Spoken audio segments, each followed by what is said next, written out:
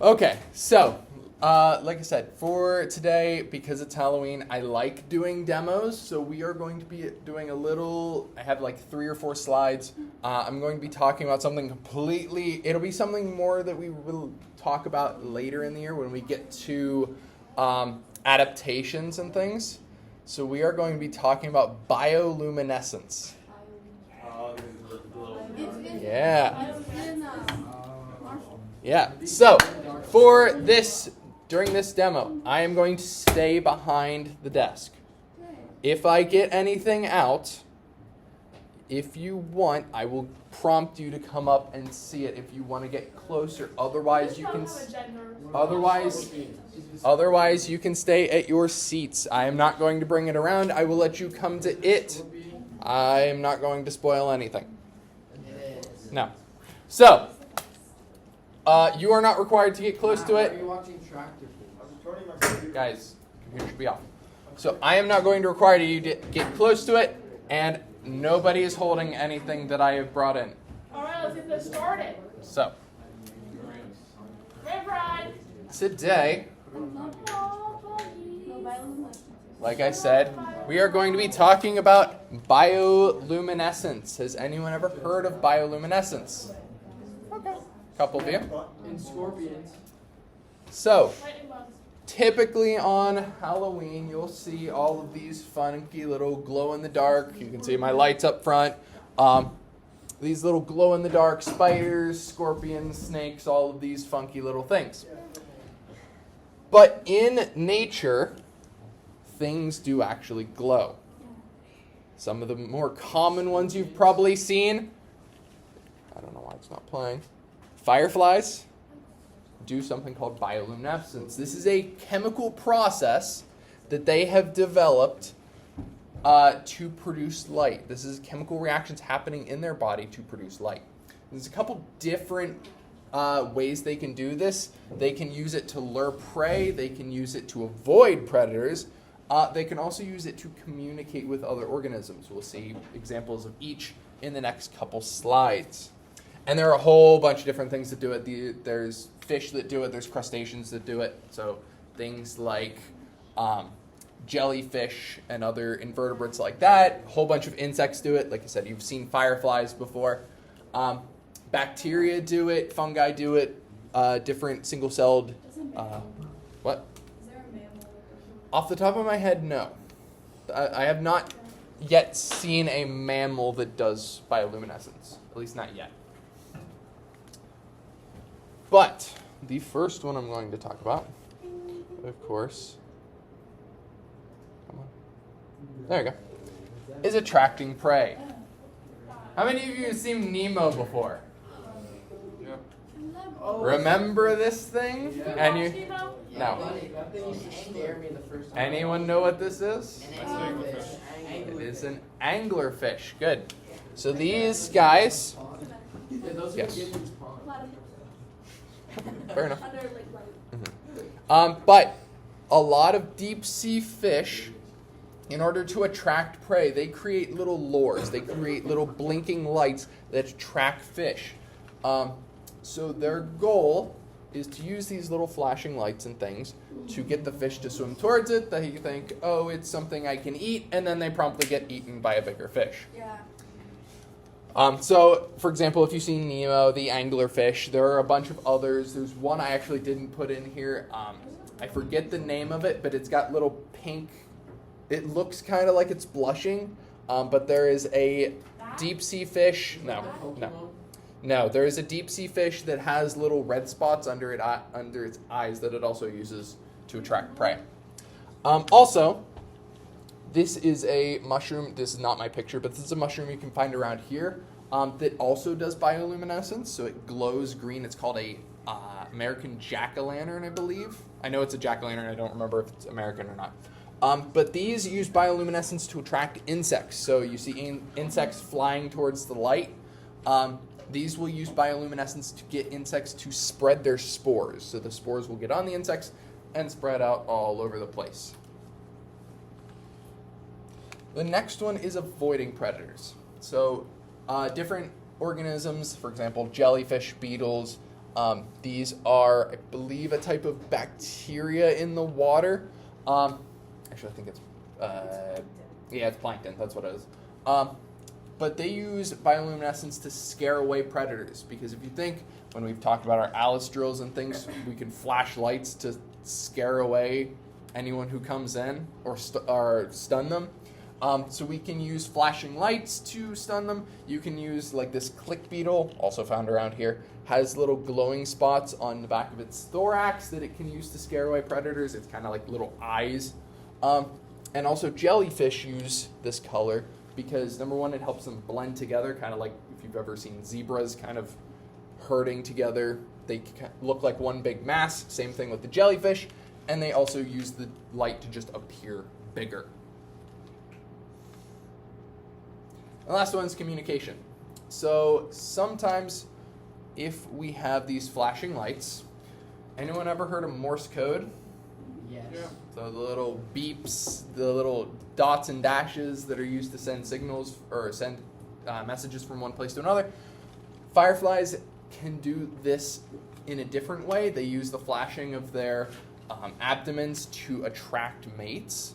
And funny thing about this has also been taken advantage of by other fireflies that will mimic different species' flashes to attract prey to eat them.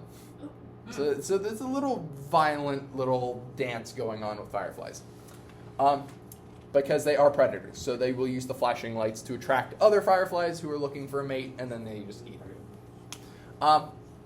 Also, this is one I actually didn't know about, but these are Gouldian finches. Have little bioluminescent parts on their mouths. You can see right here that act as kind of like a signal to their parents. So the parents are able to tell, and the parents look really pretty, are able to tell which babies are theirs by those lights, and they are able to find them by flashing those little lights. Mm-hmm. The hardest color to mimic in nature is blue. All the other ones are fair game. Any questions so far? Like I said, this is not going to be a long thing. This is just something for fun. And the last one. It's like any blue or just like Like dark blue. And the last one I'm going to talk about is something called biofluorescence. So this is different than bioluminescence. Bioluminescence, we have a chemical reaction. Biofluorescence, it's just going to be light being absorbed, kind of like when we talk about photosynthesis, the light is being absorbed by the chloroplast. In this case, the light is being absorbed by the organism and reflected at a higher wavelength. So usually this will be done, for example, in amphibians. You can see if you hit it with a certain color light, it will reflect light off of it. I'm not sure which species it does, but which species it works with. But in this case, I think that's a Pac-Man frog that it's working with. But there is another organism that this works with. I have frogs already. Salamander. I have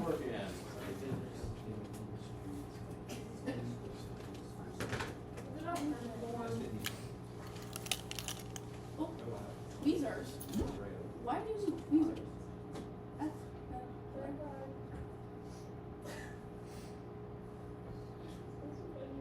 I feel like there should be This Is that a scorpion? is an Asian forest scorpion. So for the camera. So, the cool thing about these, if you ever take a trip to the desert, I would suggest getting one of these. Anyone know what this is? It's a black light. So, scorpions, true scorpions, when exposed to black light, It'll turn blue. they turn blue. Whoa. Now, this is not bioluminescence. This is biofluorescence. The wavelength of light is being reflected by their exoskeleton, and it's causing them to turn blue. If you would like to come up, now you can. No, because for my sake and for yours, because she's a pinchy one. A pinchy one. Okay, what would you do? looks more green than blue. Still. Once you have seen it, please step back for those who have not seen it. I haven't seen it. Red Pride. Whoa. What the heck? Can it pinch me? I don't feel what it feels like. So, trick with scorpions, Indiana Jones was wrong. If it's not whether it's big or small, it's comparing the size of the tail to the size of the pinchers. Is she venomous? All scorpions are venomous, however, hers is no worse than a bee sting. So, trick with scorpions, if they have a really big tail and really little tweezer pinchers, they use their tail more. If they have really bulky claws with a very small tail, then they are more likely to crush their prey. So this Asian forest scorpion, for example, is more likely, I've never seen her use her tail. Every time I've fed her, she just crushes it with her claws. I do have a small Lycus trifasciatus, I think is the name of it. And that one is a fat-tailed scorpion. So that one uses venom. This one does not.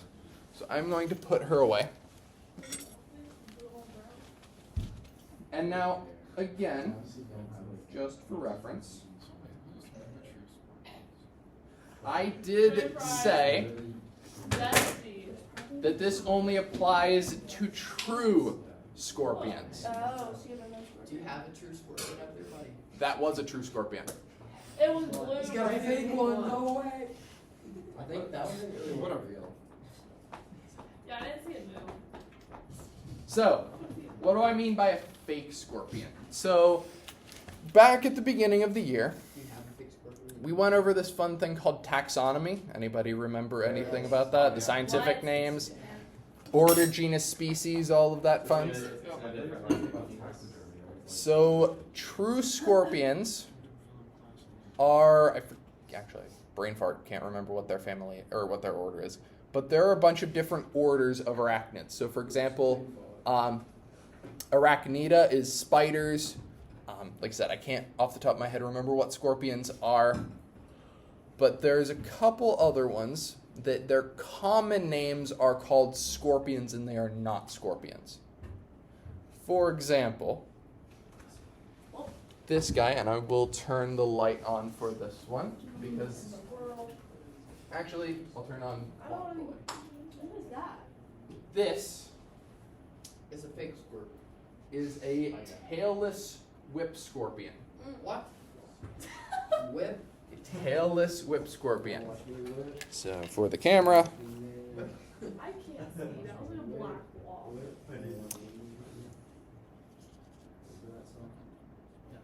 there she is. Oh, that's fast. So these guys are very fast. I have actually caught native ones in Florida, but they're called tailless whip scorpions because number one, you see they don't have a tail. And number two, they have this long thing over here.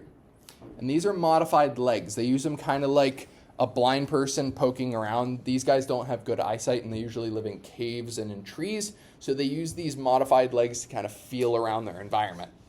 But they're very crab-like, at least to me. But, Can I come and see it? in a second. So these guys, they are technically amblypygi. Yes, it's a very weird spelled name. It's like AMBLYPYGE or something like that. It's really weird pronunciation. There's also Uropygi, which is vinegaroons or normal whip scorpions, but it's not a true scorpion. So if I shine my black light, it does nothing. So only a true scorpion glows under black light. So if you guys want to come up and see the whip scorpion, this is a Phrynis whitei. Oh, that looks crazy. Oh, that's crazy. Kind of looks like a xenomorph. Kind of. What the heck is that? Where's its head? Up here. Where Is it's, that two heads? no, it has one head and the claws are up with it. Can I hold it? No. Why not? So these guys do not have venom. These guys usually just crush their prey. You can see up front here are the claws. They're fairly small. But these guys don't have venom. Everyone's size is crazy. So any questions about bioluminescence? Like I said, my area of expertise is adaptations and ecology and all of that fun stuff. I love evolutionary biology. So I like talking about weird stuff like this. There it goes, back down into the crack. So any questions about bioluminescence? Like I said, I'm not a huge expert on it, but I know enough to be dangerous, so. Okay. I'm going to cut the video there, and then we are going to begin our review.